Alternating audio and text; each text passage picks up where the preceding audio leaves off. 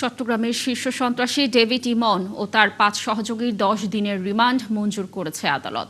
ফটিকছড়ির পৃথক দুটি মামলায় তাদের জিজ্ঞাসাবাদের জন্য পুলিশ ১৪ দিনের রিমান্ড আবেদন করে। পরে আদালত এই রায় দেয়। এদিকে হাটহাজারী বড় দিঘির পাড় এলাকায় ফোন করে চাঁদাবাজির আরেকটি মামলায় তাকে গ্রেফতার দেখানো হয়। প্রণবেশ চক্রবর্তীর প্রতিবেদন, ক্যামেরায় ছিলেন জহিরুল ইসলাম। রবিবার ইমনকে হাজির করা হয় তৃতীয় জুডিশিয়াল ম্যাজিস্ট্রেট আদালতে। পুলিশ ফটিকছড়ি থানার জামাল হত্যা ও আরেকটি অস্ত্র মামলায় ৭ দিন করে মোট ১৪ দিনের রিমান্ড চাইলে বিচারক ইমন সহ ৫ জনের বিরুদ্ধে ২ মামলায় ৫ দিন করে ১০ দিনের রিমান্ড মঞ্জুর করেন। যে সমস্ত মামলায় ডেভিড ইমন জড়িত আছে, যে সমস্ত ঘটনায় ডেভিড ইমন জড়িত, সেই সমস্ত মামলায় তাদেরকে শোন অ্যারেস্ট এবং পর্যায়ক্রমে রিমান্ড দেওয়া হবে। এদিকে হাটহাজারী বড়দিঘির পাড় এলাকায় ফোন করে চাঁদাবাজির ঘটনায় আরেকটি মামলায় তাকে গ্রেপ্তার দেখায় আদালত। ফটিকছড়ি থানার একটি অস্ত্র মামলায় জুডিশিয়াল ম্যাজিস্ট্রেট ৩ জনাব মুতাসিম বিল্লাহ ৫ জন এজাহার নামিয়ে ৫ জন আসামি যথাক্রমে মোবারক হোসেন ইমন প্রকাশ ডেভিড, মোহাম্মদ মিঠু প্রকাশ দামা ইলিয়াস, মোহাম্মদ শামীম, মোহাম্মদ সাফায়েত হোসেন, আল ইসলাম আলিফ প্রকাশ তমাল ৫ জনকেই পৃথকভাবে ৫ দিন করে পুলিশ রিমান্ড মঞ্জুর করেছেন। চট্টগ্রামের ফটিকছড়ির কৃষক পরিবারের জন্ম মোবারক হোসেন ওরফে ডেভিড ইমনের।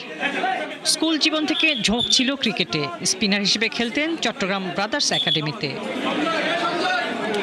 একসময় জড়িয়ে যান অপরাধের জগতে। মোবারক হোসেন থেকে হয়ে ওঠেন ডেভিড ইমন। পুলিশ বলছে ২০২৪ সালের আগস্ট পরবর্তী সময়ে তার ঘনিষ্ঠতা তৈরি হয় পুলিশের টপ লিস্টেড সন্ত্রাসী সাজ্জাদ হোসেন ওরফে ছোট সাজ্জাদের সঙ্গে। পরে যোগাযোগ হয় ভারতে পলাতক আরেক শীর্ষ সন্ত্রাসী সাজ্জাদ আলী খান ওরফে বড় সাজ্জাদের। ছোট সাজ্জাদের অনুপস্থিতিতে তিনি হয়ে ওঠেন দলের সেকেন্ড ইন হ্যান্ড। গত ২৯শে জুলাই ভারতে পালিয়ে যাওয়ার সময় যশোর সীমান্ত থেকে ৩ সহযোগী সহ গ্রেপ্তার হন ডেভিড ইমন। হাসিবা আলী বর্ণা, ৭১। বুড়িগঙ্গা সহ ঢাকার আশপাশের ৪টি নদী দখল ও দূষণমুক্ত করে দ্রুত ওয়াটার বাস চালুর নির্দেশ দিয়েছেন প্রধানমন্ত্রী তারেক রহমান। পাশাপাশি এটিকে পর্যটন বান্ধব হিসেবে গড়ে তোলার তাগিদ দিয়েছেন তিনি। আজ সচিবালয়ে প্রধানমন্ত্রীর সঙ্গে ঢাকার ২ সিটি কর্পোরেশনের প্রশাসক ও সংশ্লিষ্ট মন্ত্রণালয়ের কর্মকর্তাদের বৈঠক শেষে এসব তথ্য জানান ২ সিটির প্রশাসক আব্দুস সালাম ও শফিকুল ইসলাম খান। এ সময় সড়ক ও সেতুমন্ত্রী শেখ রবিউল আলম জানান, ফ্যাসিবাদী আমলে নদী সংস্কারের নামে যে দুর্নীতি হয়েছে সেটিও তদন্তের নির্দেশ দিয়েছেন প্রধানমন্ত্রী। এছাড়া ঢাকার চারপাশে ১১০ কিলোমিটার নৌপথে ওয়াটার বাস চালুর সিদ্ধান্ত হয়েছে বলেও জানান তিনি। ওয়াটার দূষণ একটা, যাত্রী স্বল্পতা একটা কারণ, আর হচ্ছে এই রুটে পর্যাপ্ত সংখ্যক ওয়াটার বাস নামানো যায়নি। এই কি কারণে এটা বন্ধ হয়েছিল আর কি মেজার্স নিলে এটাকে চালু করা সম্ভব, যেহেতু এটা একটা জনবান্ধব এবং আপনার হবে যাতায়াতের ক্ষেত্রে একটা সহজ যোগাযোগ ব্যবস্থা নিশ্চিত করার সম্ভাবনা নদীপথে আছে, তো সেটাকে কিভাবে ফাংশন করানো যায় তার জন্য চেষ্টা। আন্দোলন স্থগিত করে শাহবাগ ছাড়লেন প্রাথমিকের সুপারিশপ্রাপ্ত সহকারী শিক্ষকরা। যোগদান ও পদায়নের সময় ১ মাস এগিয়ে এনে প্রজ্ঞাপন জারির আশ্বাসে অবস্থান কর্মসূচি প্রত্যাহার করেছেন তারা। এর আগে সকাল থেকে শাহবাগে অবস্থান নেন সরকারি প্রাথমিক বিদ্যালয়ের সহকারী শিক্ষক পদে সুপারিশপ্রাপ্তরা। তবে ঘোষিত তারিখে যোগদান ও পদায়ন বাস্তবায়ন না হলে আরও কঠোর কর্মসূচির হুঁশিয়ারি দিয়েছেন তারা। বিস্তারিত জুলিয়া তানহার প্রতিবেদনে। নিয়োগের সব ধাপ শেষ, চূড়ান্ত ফলপ্রকাশ হয়েছে ৬ মাস আগে, কিন্তু এখনও যোগদান করতে পারেননি প্রাথমিকের ১৪,৩৮৪ জন সহকারী শিক্ষক। এ অবস্থায় যোগদান ও পদায়নের দাবিতে রোববার সকাল থেকে জাতীয় জাদুঘরের সামনে অবস্থান নেন সুপারিশপ্রাপ্ত শিক্ষকরা। শুধু আশ্বাস নয়, সরকারি প্রজ্ঞাপনের মাধ্যমে সুনির্দিষ্ট সময়সূচি ঘোষণার দাবি জানান তারা। ৬ মাসের মতো অতিবাহিত হয়ে গেছে, তারা আজ বলে কাল বলে বসে, এরকম আমাদের ৬ মাস চলে গেছে। আমরা শিক্ষক, আমরা রাস্তায় থাকতে চাই না, আমরা আমাদের কর্মস্থলে ফিরে যেতে চাই। মনে হচ্ছে যে মোলায় ঝুলাই দিবে, এমন মনে হচ্ছে। প্রজ্ঞাপন আকারে, অফিস আদেশ আকারে যদি সরকারি ওয়েবসাইটে যদি চলে আসে আমরা ইনশাল্লাহ এখান থেকে চলে যাব। এর আগে শনিবার রাতে প্রাথমিক ও গণশিক্ষা মন্ত্রণালয় জানায় আগামী 29 অক্টোবর যোগদান করানো হবে। সেই সিদ্ধান্তে ক্ষোভ ছড়িয়ে পড়লে রবিবার নতুন বিজ্ঞপ্তিতে যোগদানের তারিখ এগিয়ে এনে 1 অক্টোবর ও পদায়নের তারিখ 2 অক্টোবর পুনর্নির্ধারণ করা হয়। কিন্তু 2 অক্টোবর শুক্রবার হওয়ায় পদায়ন সম্ভব নয় বলে আপত্তি তোলেন আন্দোলনকারীরা। পরে মন্ত্রণালয় পদায়নের নতুন তারিখ 4 অক্টোবর ঘোষণা করলে দুপুর 2:15টার দিকে সড়ক ছেড়ে দেন তারা। ঘোষিত তারিখ অনুযায়ী যোগদান ও পদায়ন বাস্তবায়ন না হলে হুঁশিয়ারি দেন আরও কঠোর কর্মসূচির। আমাদেরকে পদায়ন আগে নিশ্চিত করতে হবে, নির্দিষ্ট তারিখ ঘোষণা করতে হবে। দুইটি দাবি সরকার ইতিবাচকভাবে দেখা এবং মেনে নেওয়ায় আমরা সরকারের সংশ্লিষ্ট কর্তৃপক্ষকে আন্তরিক ধন্যবাদ ও কৃতজ্ঞতা জানাই। তবে সেই সাথে জানিয়ে দিতে চাই, যদি এই নোটিশের ব্যত্যয় বা এর পরবর্তীতে অন্য কোনো ধরনের সিদ্ধান্ত নেওয়া হয় আমাদের বিরুদ্ধে, তাহলে আমরা আরও কঠোর কর্মসূচি যেতে বাধ্য হব। অন্তর্বর্তী সরকারের সময় 2 ধাপে 61 জেলার সরকারি প্রাথমিক বিদ্যালয়ে 14,384 জন সহকারী শিক্ষক চূড়ান্তভাবে নির্বাচিত হন। তবে সরকার পরিবর্তনের পর পুলিশি যাচাই সহ প্রশাসনিক প্রক্রিয়ায় যোগদান বিলম্বিত হয়। এ নিয়ে দীর্ঘদিন ধরে অনিশ্চয়তায় ছিলেন সুপারিশপ্রাপ্তরা। জুলিয়া তানহা, 71, ঢাকা। অ্যাটর্নি জেনারেলের কার্যালয়ে যোগদান করেছেন নতুন নিয়োগ পাওয়া 266 জন আইন কর্মকর্তা। প্রধান বিচারপতি সহ সংশ্লিষ্টদের সাথে সৌজন্য সাক্ষাৎ করেছেন তারা। এ সময় অ্যাটর্নি জেনারেল সৎ ও পেশাদারিত্বের সাথে কর্মকর্তাদের দায়িত্ব পালনের আহ্বান জানান। তবে এই নিয়োগে অনিয়মের অভিযোগ তুলে পদবঞ্চিত বিএনপি সমর্থক আইনজীবীরা দুপুরে সুপ্রিম কোর্ট প্রাঙ্গণে বিক্ষোভ করেছেন। নূরনবী সরকারের রিপোর্ট। বাংলাদেশে মুক্ত গণমাধ্যম থাকবে, একই সঙ্গে আমাদের এটাও প্রত্যাশা থাকবে। রাষ্ট্রপতির নির্দেশে গেল বৃহস্পতিবার আইন মন্ত্রণালয় 86 জন ডেপুটি অ্যাটর্নি জেনারেল ও 166 জন সহকারী অ্যাটর্নি জেনারেল নিয়োগ দেয়। হাইকোর্ট বিভাগের বিভিন্ন বেঞ্চে রাষ্ট্রের পক্ষে আদালতে বিচার কাজে ভূমিকা রাখবেন তারা। রোববার এই কর্মকর্তারা অ্যাটর্নি জেনারেলের অফিসে যোগদান করেন। এ সময় অ্যাটর্নি জেনারেল তাদের স্বাগত জানান। এছাড়া প্রধান বিচারপতি সহ সংশ্লিষ্টদের সাথে সাক্ষাৎ করেন তারা। এরপর গণমাধ্যমের সাথে কথা বলেন অ্যাটর্নি জেনারেল। যে যেখানে দায়িত্ব পালন করবে না কেন তারা অত্যন্ত পেশাদারিত্বের সঙ্গে, সততার সঙ্গে, দেশপ্রেমের সঙ্গে দায়িত্ব পালন করবে। আমি প্রত্যাশা করি যারা নিযুক্ত হয়েছেন এই অফিসে, রাষ্ট্রের পক্ষ থেকে দায়িত্ব পেয়েছেন, এটা একটা গুরু দায়িত্ব এবং তারা তাদের কর্মনিষ্ঠা, সততা এবং দেশপ্রেমের ভিত্তিতে তাদের প্রতি অর্পিত দায়িত্ব পালন করবে। এই নিয়োগ নিয়ে প্রশ্ন তুলে বিরোধিতা করেছেন বিএনপি সমর্থক পদবঞ্চিত আইনজীবীরা। এই অভিযোগে তারা সুপ্রিম কোর্ট আইনজীবী সমিতি ভবন ও অ্যাটর্নি জেনারেলের কার্যালয়ের সামনে দুপুরে বিক্ষোভ করেন। যারা বিএনপি করেন তাদের বিরুদ্ধে আমাদের কোনো কথা নেই, তাদের বিরুদ্ধে আমাদের আন্দোলন নেই।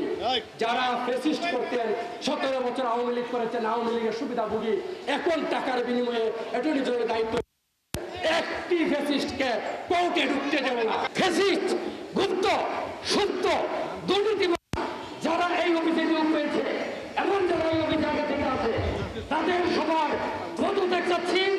এই নিয়োগের মধ্যে কোটি কোটি টাকার বাণিজ্য হচ্ছে। এই নিয়োগ বাতিল করে যোগ্যদের নিয়োগ দেওয়ার দাবিও জানান তারা। নূরনবী সরকার, 71, ঢাকা। বিগত 17.5 বছর মজলুম থাকার পর বর্তমান সরকার নিজেরাই এখন জালিমে পরিণত হচ্ছে, এমন অভিযোগ করেছেন জামায়াতে ইসলামীর আমির ডক্টর শফিকুর রহমান। তার দাবি, প্রশাসনে দলীয়করণ ও কোটা ফিরিয়ে এনে সরকার জাতির সঙ্গে প্রতারণা করছে। সকালে জাতীয় প্রেস ক্লাবে লেবার পার্টির আলোচনা সভায় তিনি অভিযোগ করেন, রক্তভেজা আন্দোলনে স্বৈরাচার থেকে মুক্তি মিললেও সরকার এখন ফ্যাসিবাদের মতো আচরণ করছে। আরও জানাচ্ছেন ইলিয়াস আকন।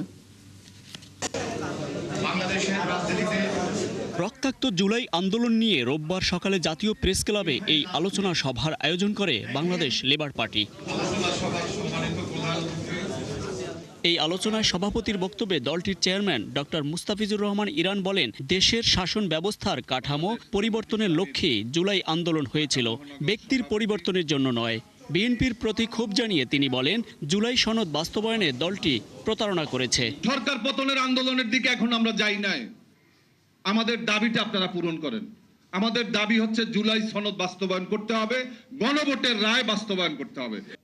সভায় এলডিবির চেয়ারম্যান অলি আহমেদ সরকারের চারপাশে ঘিরে থাকা সুবিধাভোগীদের থেকে সরকারকে দূরে থাকার পরামর্শ দেন। দ্রব্যমূল্যের ঊর্ধ্বগতি ও খাদ্যে বিষাক্ত ভেজাল রোধে কঠোর আইনি ব্যবস্থা নেয়ার তাগিদ দেন তিনি। আপনার সাথে এখন কিছু লোক ঢুকে গেছে যারা মোসাদের সাথে কাজ করেছে, রয়ের সাথে কাজ করেছে, এরা আপনার লোক না। আমরা যারা আছি আমরা আপনার বিরুদ্ধে না। টুথপেস্ট যেগুলো আপনি প্রত্যেকদিন ব্যবহার করেন এগুলির মধ্যে বিভিন্ন রকম ক্ষতিকারক জিনিসগুলি আছে। আমি মনে করি অন্যান্য দেশের মতো খাদ্যে যারা ভেজাল দেবে তাদের জন্য মৃত্যুদণ্ড হওয়া উচিত। এ সময় বর্তমান সরকারের তীব্র সমালোচনা করে জামাত আমির ডক্টর শফিকুর রহমান বলেন, রক্ত ভেজা আন্দোলনের মাধ্যমে স্বৈরাচার থেকে মুক্তি মিললেও সরকার এখন হুবাহু ফেসিবাদের রূপ ধারণ করেছে।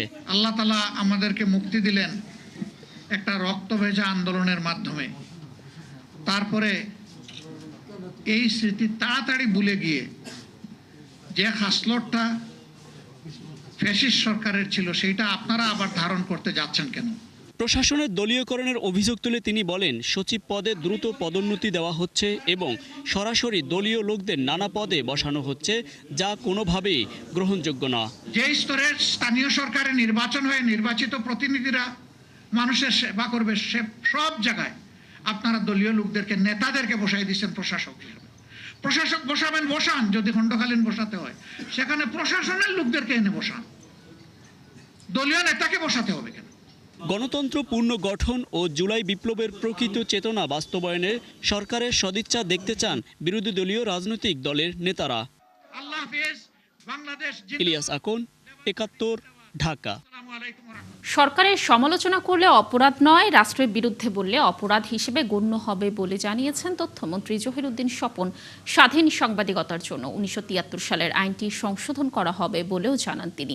সকালে ঢাকা বিশ্ববিদ্যালয়ের গণযোগাযোগ ও সাংবাদিকতা বিভাগ আয়োজিত সেমিনারে মন্ত্রী আরও বলেন, ক্ষমতা, স্বাধীনতা, দায়িত্ব এই তিনের সমন্বয়ে গণমাধ্যম কমিশন গঠন করা হবে। বিস্তারিত জানাচ্ছেন মাহিলা ইসলাম। সাংবাদিকদের বলা হয় জাতির বিবেক, সমাজের দর্পণ। বস্তুনিষ্ঠ তথ্যের আলো ছড়িয়ে জনমত গঠনই যাদের দায়িত্ব, সেই সাংবাদিকরাই কখনো আইনের জটিল বেড়াজালে, আবার কখনো অনিশ্চিত কর্মপরিবেশ ও দুর্বল বেতন কাঠামোর বাস্তবতায় সংগ্রাম করে চলেছেন। পেশার মর্যাদা আর বাস্তবতার এই টানাপোড়েনই এখন আলোচনার অন্যতম বিষয়।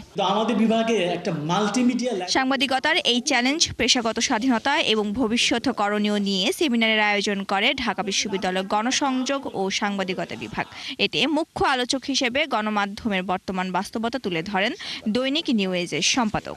জনপ্রতিনিধি যদি আমাকে কথা দিয়ে কথা না রাখে, জনপ্রতিনিধি যদি জনস্বার্থপরায়ণ কাজে নিজেকে যুক্ত না রাখে, যদি সে জনস্বার্থ বিরোধী কাজে লিপ্ত হয়, তাহলে তার বিরুদ্ধে লেখা এটা জনগণের একেবারে মৌলিক অধিকার এবং দায়িত্বের মধ্যে পড়ে। কিন্তু আপনাকে মুচলেখা দিতে হবে যে না, তার বিরুদ্ধে কোনো কথা বলবো না। প্রশ্নটা হচ্ছে যে এই কথা সত্য যে বাংলাদেশের সাংবাদিকতা কখনোই এই আইনের অনুবর্তী থেকে, পুরোপুরি অনুবর্তী থেকে কখনোই অগ্রসর হয়নি। সাংবাদিকতা বিভাগের ৬৪তম প্রতিষ্ঠাবার্ষিকী উপলক্ষে ঢাকা বিশ্ববিদ্যালয়ের মোজাফফর আহমদ চৌধুরী অডিটোরিয়ামে আয়োজিত অনুষ্ঠানে প্রধান অতিথির বক্তব্যে তথ্যমন্ত্রী বলেন, অবাধ ও বস্তুনিষ্ঠ তথ্যপ্রবাহ নিশ্চিতের পাশাপাশি অপসাংবাদিকতার কুফল রোধে কার্যকর উদ্যোগ নেওয়া জরুরি। ৫ তারিখের পুরো ব্যাপারটাই অন্য খাতে প্রবাহিত হয়ে গিয়েছে। তখন কি হতো? তখন এই সাংবাদিকটাই, নুরুল কবির সাহেব এখানে থাকতেন কিনা, বাঁচতেন কিনা, আমি এখানে আসতে পারতেন, তো এটাই তো প্রশ্নের মধ্যে দেখা দিত। এবং সেই সাংবাদিকতাই কিন্তু এইভাবে পরিচিত হতেন, নৈরাজ্যের হাত থেকে দেশকে রক্ষা করা গিয়েছে।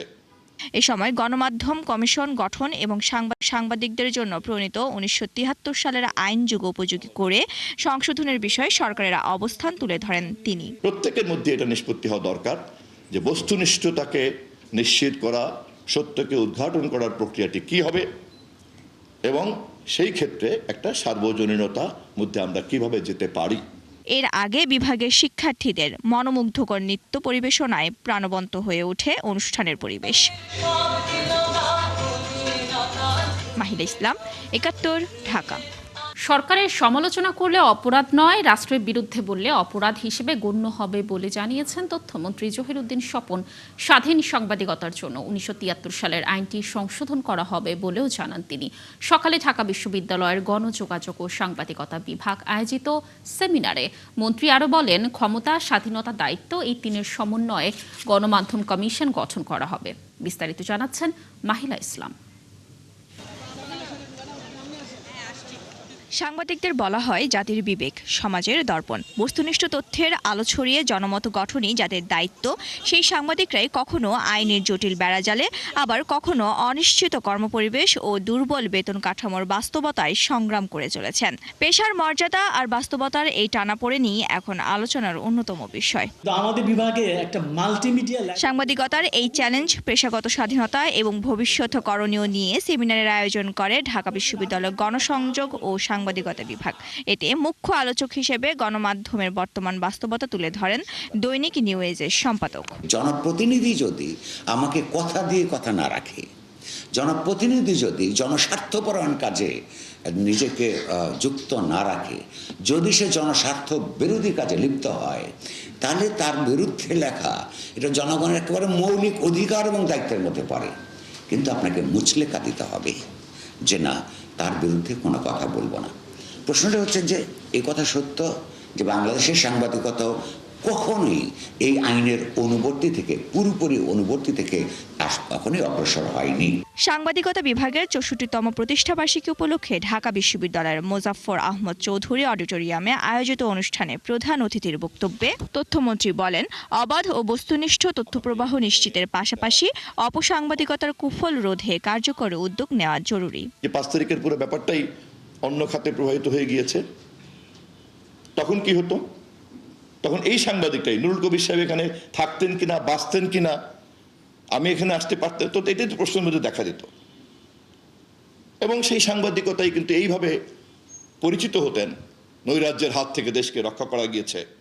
এ সময় গণমাধ্যম কমিশন গঠন এবং সাংবাদিকদের জন্য প্রণীত ১৯৭৩ সালের আইন যুগোপযোগী করে সংশোধনের বিষয়ে সরকারের অবস্থান তুলে ধরেন তিনি। প্রত্যেকের মধ্যে এটা নিষ্পত্তি হওয়া দরকার যে বস্তুনিষ্ঠতাকে নিশ্চিত করা, সত্যকে উদ্ঘাটন করার প্রক্রিয়াটি কি হবে এবং সেই ক্ষেত্রে একটা সার্বজনীনতার মধ্যে আমরা কিভাবে যেতে পারি।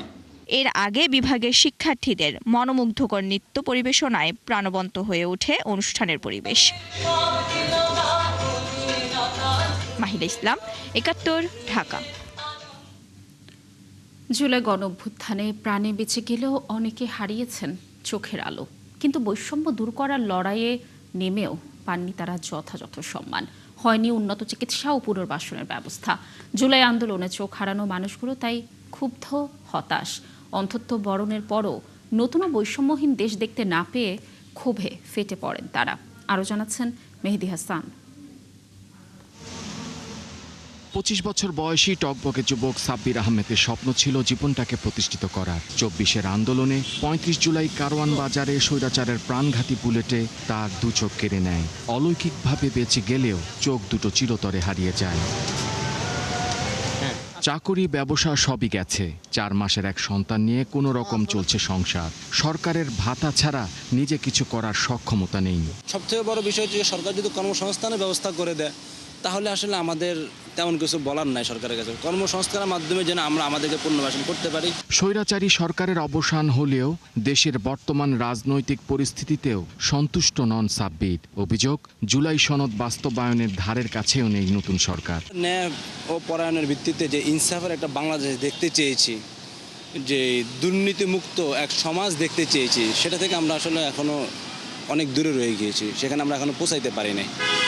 এই জন্য অনেক সময় কষ্ট পাই, নিজেই অনেক কষ্ট পাই যেন আসলে এই পরিবর্তনটা যেটা হওয়ার দরকার ছিল, শহীদদের আকাঙ্ক্ষা এবং জুলাইয়ের যে সমস্ত জুলাই যোদ্ধারা আন্দোলনে, জুলাই গণ অভ্যুত্থানে আন্দোলনে শরিক হয়েছেন, সকলে কিন্তু একটাই চাওয়া ছিল রাষ্ট্র সংস্কার। সেখান থেকে আসলে আমরা এখনও এই জুলাই গণ অভ্যুত্থানের পরে আজকে 2026 সাল চলতেছে, অনেক দূরে সরে গিয়েছে আর কি। সাব্বিরের মতো জুলাই গণঅভ্যুত্থানে 2 চোখ হারিয়েছে 11 জন, 1 চোখ হারিয়েছে 493 জন। যারা 1 চোখ হারিয়েছে তাদের আরেক চোখ হারানোর ঝুঁকি অনেক বেশি বলছেন চিকিৎসকরা। চোখ হারানোর ৭৫% বয়স ১৫ থেকে ২৫ বছর, অথচ পুরো জীবনটাই সামনে পড়ে আছে তাদের। পৃথিবীর আলো দেখতে না পাওয়া এই মানুষগুলো মানসিকভাবে ভেঙে পড়েছে। শুধু ভাতা নয়, প্রত্যাশা নিজের চেষ্টায় কিছু করতে চান। তাদের যেটুকু শারীরিক ক্ষতি হয়েছে সেটুকুর জন্য তাদের পুনর্বাসনটা খুবই জরুরি। ওনারা সরকার থেকে যেটা পাচ্ছেন, এটা সরকারকে আন্তরিকভাবে ধন্যবাদ জানাচ্ছি যে মুক্তিযুদ্ধ বিষয়ক মন্ত্রণালয়, জুলাই আগস্ট গণ অভ্যুত্থান অধিদপ্তর তাদের দেখাশোনা করছেন, তাদেরকে মাসিক ভাতা দিচ্ছেন এবং মন্ত্রণালয় সাম্প্রতিকভাবে হচ্ছে যে তাদের কর্মসংস্থান এবং বিভিন্ন প্রশিক্ষণের জন্য একটি স্কিম নিয়েছেন, ওনারা সেগুলো হচ্ছে কাজ করছেন। মেহেদী হাসান, ৭১, ঢাকা। দর্শক, চলছে সংবাদ সংযোগ। সরাসরি সংবাদ অনুষ্ঠান দেখতে চোখ রাখুন ৭১ ফেসবুক পেজে এবং সাবস্ক্রাইব করুন ৭১ ইউটিউব চ্যানেল। ৭১ সাথেই থাকুন।